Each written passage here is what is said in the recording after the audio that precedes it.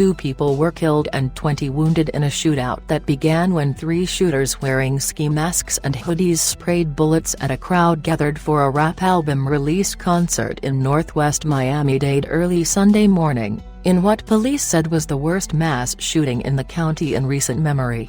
3 of those injured are in critical condition, according to police.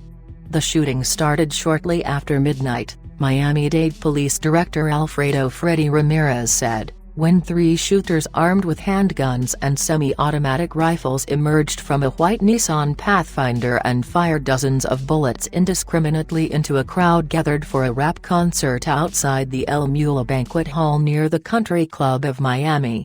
Ramirez told the Miami Herald that the shooters sat patiently in the vehicle waiting for the target, or targets, to leave the club before exiting the SUV and taking aim.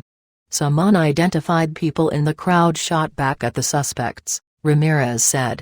The aftermath was so chaotic, with paramedics, friends and family members driving victims to various hospitals in both Miami-Dade and Broward counties, that police on Sunday afternoon were still trying to identify everyone who was shot. Miami-Dade Fire Rescue took 8 of the injured to Miami-Dade and Broward hospitals, said Miami-Dade Police spokesman Detective Angel Rodriguez. He said at least 12 other victims went to various hospitals on their own. The 2 people killed in the shooting were pronounced dead at the scene.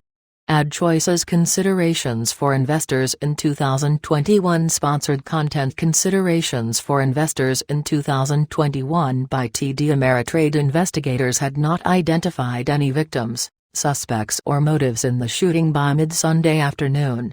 But Ramirez said during an early morning press conference outside the Country Club shopping center, where the shooting took place, that the latest attack was definitely not random.